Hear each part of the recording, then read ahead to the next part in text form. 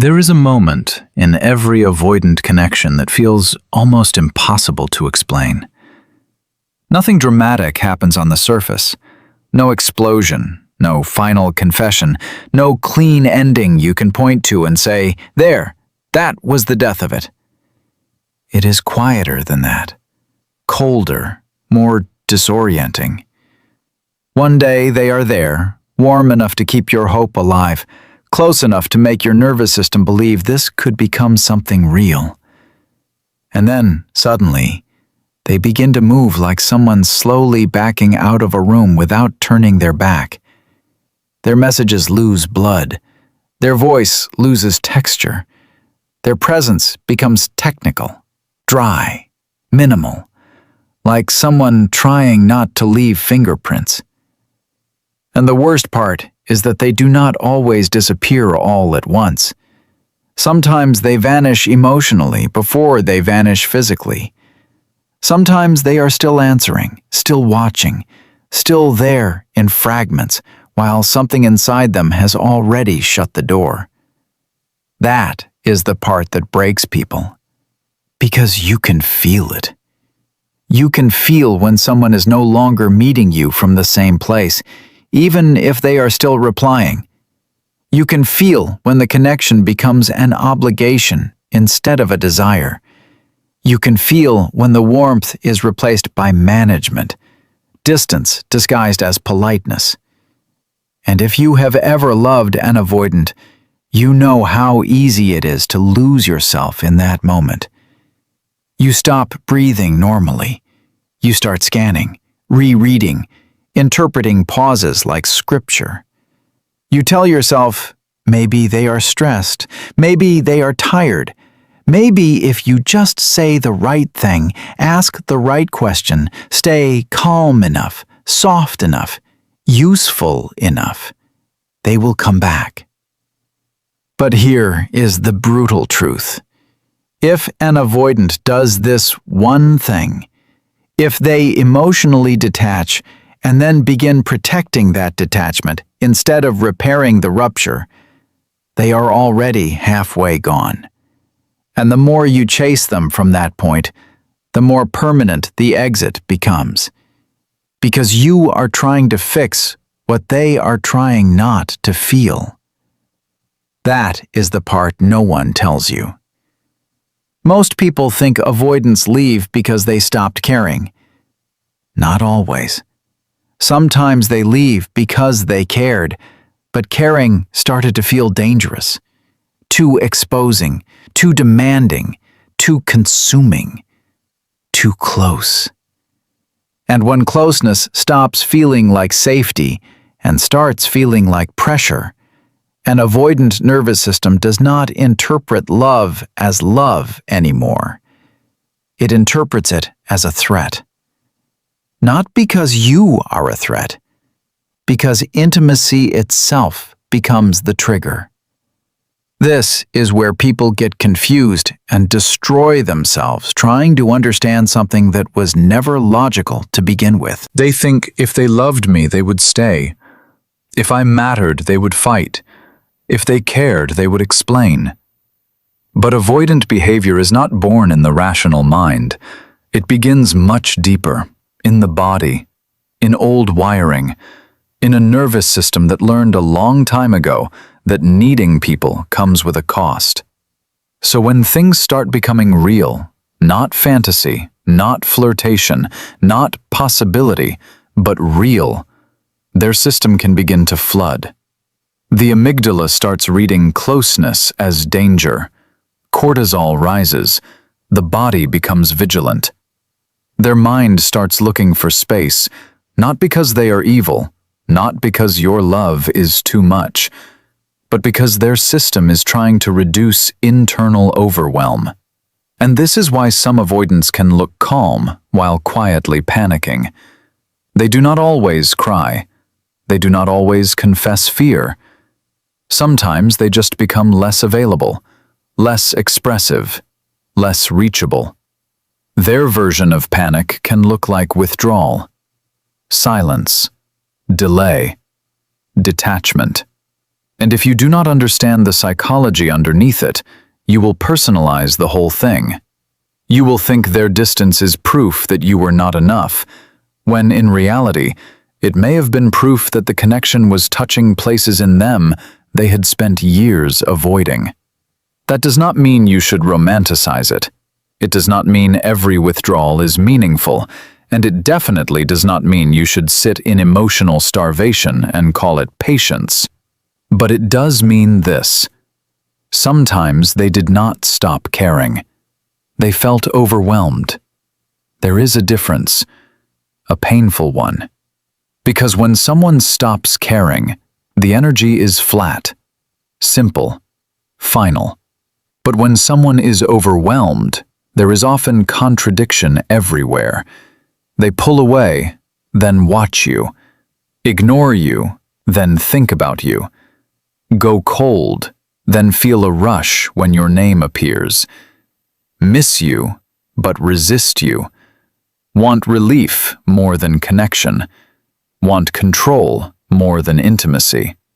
They can still feel something and still leave. That is what makes avoidant loss so haunting. You are not grieving certainty. You are grieving almost. You are grieving the unbearable tension of knowing the feelings may have been real, while realizing real feelings do not guarantee real capacity. And this is where most people destroy their own power.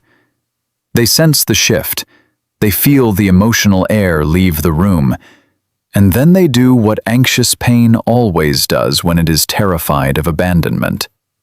It reaches, it explains, it begs beautifully, it over-clarifies, it sends the long message written with a shaking soul and a steady grammar. The one that says, I understand your fears. I am not asking for too much. We can do this slowly. Just tell me what you need. I am here. I am not leaving. And every word is sincere. Every word is loving. Every word is human. But in that moment, to an avoidant who is already overwhelmed, that kind of emotional movement can feel like more weight on a system already trying to escape pressure. Your pursuit, no matter how pure, can confirm their deepest unconscious fear. Closeness will consume me. Expectations will trap me. Someone needs something from me that I cannot safely provide. So they detach harder. Not always because they want to hurt you. Sometimes because they cannot breathe. And this is the core concept you need to understand if you want to stop bleeding inside these dynamics. Silence reveals the truth. Not performative silence. Not silence used like a manipulation tactic. Not the icy silence of ego. I mean the kind of silence that stops interrupting the pattern. The kind of silence that no longer rushes in to regulate someone who has withdrawn. The kind of silence that removes your energy from the chase and lets reality speak for itself. Because when you go silent in a real way, two things happen. Either their nervous system settles enough to feel what your constant availability was numbing, or the connection dies without your effort carrying it. Both outcomes are truth, and truth is kinder than false hope. Think about what usually happens. They pull away. You feel the drop in dopamine immediately. The inconsistency activates the reward system. Intermittent reinforcement starts doing what it does best, making you obsess over crumbs because your brain keeps hoping the next small sign of warmth will restore the bond. A text, a view, a vague check-in, a half-hearted apology. And now you are not just emotionally attached, you are chemically hooked. Waiting becomes a ritual. Your cortisol spikes in uncertainty. Your body lives in anticipation. You stop listening to what is happening and start listening to what might happen. This is why you stay too long. Not because you are weak, because your nervous system becomes addicted to resolution. But silence breaks the cycle. Silence removes the stimulus. Silence starves the pattern. And suddenly, the dynamic changes. Because as long as you are the one keeping the emotional cord plugged in, they never have to fully feel the absence of you. They can keep you in the background like emotional oxygen, knowing you are there if they reach, while staying safely distant enough to avoid true vulnerability. They do not have to choose. They do not have to lose you. They do not have to confront the cost of their avoidance, because you are absorbing it for both of you. But when you stop, when you truly stop, something shifts. Now the room changes temperature. Now they cannot regulate themselves through your predictability. Now there is space. And space, to an avoidant, can be strangely clarifying. At first, they may feel relief. This is the part people do not want to hear. Your silence may initially feel like exhale, less pressure, less intensity, less emotional demand.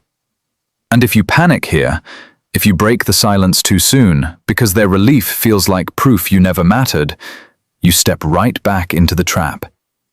Because relief is not the final stage, it is only the decompression.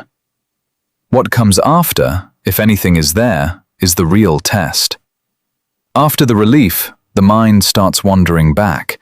The nervous system, no longer flooded, begins to notice what is missing. Your voice, your warmth, your steadiness, your attention. The little emotional certainties they acted too overwhelmed to honor while they had them. And this is where the power dynamic can quietly flip. Not because you are playing a game, because absence exposes value. Now they check your page longer than usual. Now they wonder why you have not reached. Now the silence that once protected them starts confronting them. Was it really too much? Or was it just too real? Did they need space? Or did they run from intimacy again? Why does it feel strange that you are no longer available in the same way? Why does your distance suddenly feel heavier than their own? This is the irony of avoidant dynamics. When you chase, they feel crowded. When you disappear, they feel the room you used to fill. And if there were real feelings underneath all that avoidance, this is often where they begin to surface. Not as clean vulnerability at first, but as restlessness, intrusive thoughts, unexpected longing, a sudden urge to reach out casually, a breadcrumb, a memory-triggered message, something small enough to preserve pride, but meaningful enough to test whether you are still there. And this is where many people lose everything they just reclaimed, because the moment the avoidant reaches back, even slightly, the old hunger floods in. Your whole body lights up, the dopamine rush returns, hope starts sprinting, and you want to pour yourself back into the connection immediately. You want to answer with warmth, relief, softness, reassurance. You want to show them you never stopped caring. But if you do that too fast, too fully, without changed behavior, you rebuild the old pattern with new words. You teach them that your absence was temporary, your boundaries were emotional weather, and your self-respect can be dissolved by one sign of return. And then they leave again. Maybe slower, maybe sweeter, but they leave again. This is the warning. Do not break the pattern just because they missed you.